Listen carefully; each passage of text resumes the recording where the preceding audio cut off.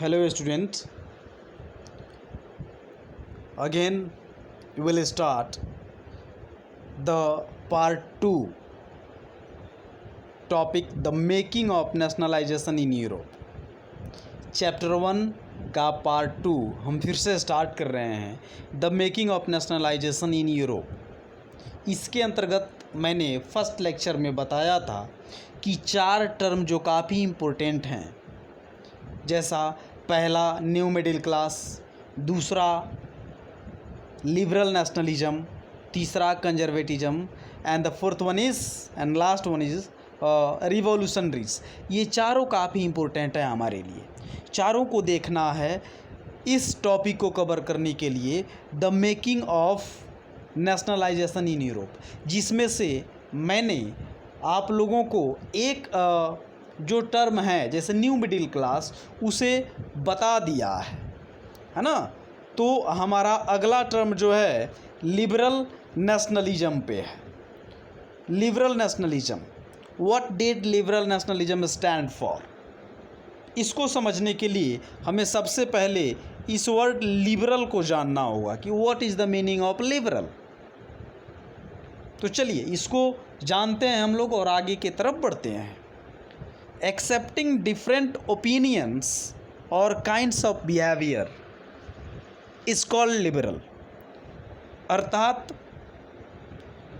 Different opinions को accept करने वाला, अलग अलग विचारों को एक्सेप्ट करने वाला लिबरल कहलाता है। किसी एक विचार को पकड़ करके बैठने वाला और दूसरे विचारों का विरोध करने वाला लिबरल नहीं हो सकता और ना ही उसे लिबरल कहा जा सकता है। जो लिबरल्स होते हैं वे अलग अलग विचारों का स्वागत करते हैं, अलग अलग ओपिनियंस और व्यूज़ का स्वागत करते हैं, चूँकि वे लोग बदलाव को चाहते हैं समाज के अपलिफ्टमेंट के लिए। चलिए आगे बढ़ते हैं हम। ये जो टर्म है लिबरल, ये कहाँ से आया? The term derive from Latin root लीवर which means free. Latin root जो है, लैटिन एक वर्ड है लीवर, है ना, जिसका मतलब होता है फ्री। अर्थात ये जो लीवर है, लिबरलिज्म, ये लैटिन वर्ड लीवर से प्राप्त किया गया है, लीवर से लिया गया है, जिसका मतलब होता है स्वतंत्रता, छुटकारा। तो स्वतंत्रता और छुटकारा किससे, है ना? अर्थात छुटकारा और स्वतंत्रता किससे, उसको हमें समझने के लिए आगे बढ़ना होगा। तो आइए हम आगे बढ़ते हैं और आगे बढ़ करके देखते हैं। आगे देखेंगे हम कि at the time of French revolution liberalism means the end of autocracy and clerical privileges, that means equality of all before law। Actually जब फ्रेंच रिवॉल्यूशन हो रहा था तो उस समय लिबरलिज्म का मतलब क्या था? अर्थात आप जानते हैं कि फ्रांस में, है ना, ऑटोक्रेटिक लोग रहा करते थे उस समय। उनके खिलाफ जिनको क्लैरिकल प्रिविलेजेस, अर्थात प्रिविलेजेस बाई बर्थ प्रिविलेज जिनको प्राप्त था, कुछ ऐसे डोमिनेंट क्लास के लोग फ्रांस की सोसाइटी में रहते थे, कुछ लोग, है ना, जिनको बाई बर्थ प्रिविलेज जो है प्राप्त था। और ऑटोक्रेसी एक तरीके का डिक्टेटरशिप है जो एक तरीके से दूसरे लोगों के ऊपर, पीजेंट्री क्लास के लोगों के ऊपर, गरीब लोगों के ऊपर जुल्म ढाते थे। उन लोगों से छुटकारा पाना ही लिबरलिज्म का मतलब था at the time of French revolution, है ना। क्योंकि समाज में कानून के सामने सारे लोग एक होने चाहिए, ऐसा उन लोगों का मानना था जो लिबरल थे। और इसलिए लिबरल नेशनलिज्म को स्प्रेड किया जा रहा था ताकि ये डोमिनेंट क्लास के जो लोग हैं, ऑटोक्रेटिक जो लोग हैं, है ना, जिनको प्रिविलेज बाय बर्थ मिला हुआ है, उसे हटाया जा सके। चलिए नेक्स्ट हम लोग पढ़ते हैं। Yet yet equality before law did not necessarily stand for universal suffrage. यहाँ पे एक वर्ड आया यूनिवर्सल सफरेज। सफरेज कहते हैं राइट टू वोट, अर्थात वोट देने का अधिकार जो होता है उसे कहते हैं सफरेज। फ्रेंच सोसाइटी में, है ना, फ्रेंच सोसाइटी की जब हम बात करेंगे तो हम देखेंगे कि उस समय यह सफरेज, वोट देने का अधिकार सबको प्राप्त नहीं था। अर्थात समाज में जो डोमिनेंट क्लास के जो लोग हैं, जिन्हें बाय बर्थ प्रिविलेज प्राप्त है, जिनके पास ज़्यादातर प्रॉपर्टी हैं, वही लोग जो है वोट दे सकते थे, है ना।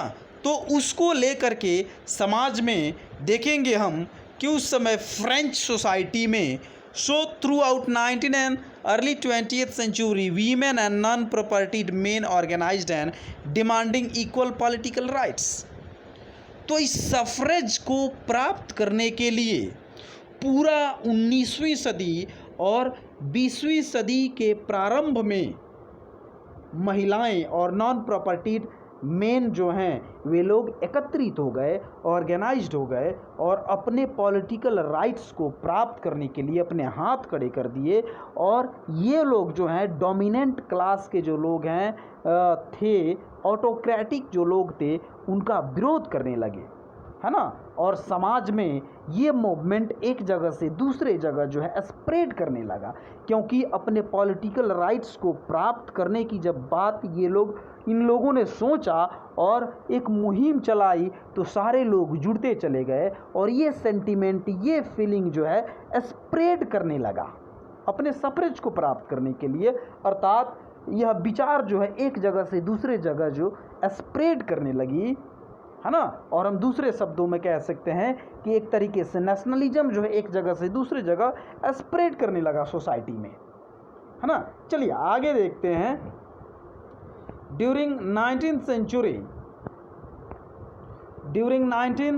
century there were so irregularities in the economic sphere।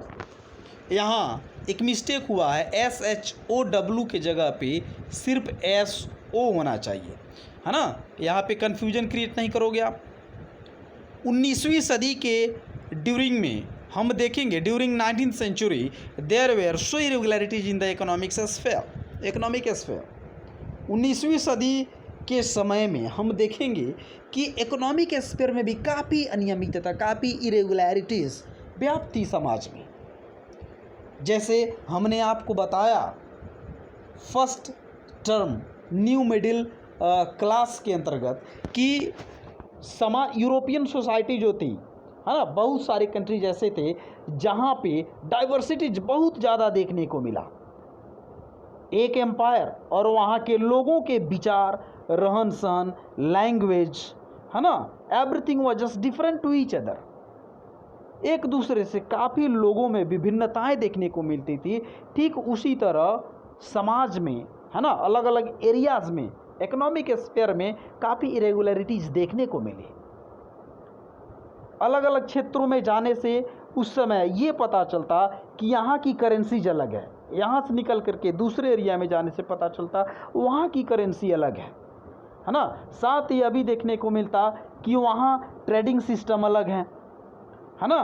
तो इसको समाप्त करने के लिए, है ना, 1834 में कस्टम यूनियन जिसका नाम था जलवराइन जो है उसको सेटअप किया गया, ऑर्गेनाइज्ड किया गया और इसके अंतर्गत ये सारे डिफरेंसेस इकोनॉमिक स्फीयर में, ये सारे डिफरेंसेस जो थे इनको समाप्त किया गया।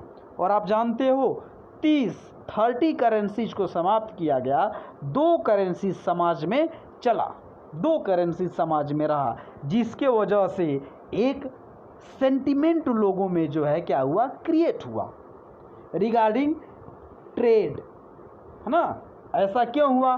क्योंकि जैसे ही जलवराइन 1834 में स्टैब्लिश होता है, फर्म होता है, तो इसके वजह से जो बैरियर थे समाज में अलग अलग जगहों पे, है ना, उसको समाप्त किया गया।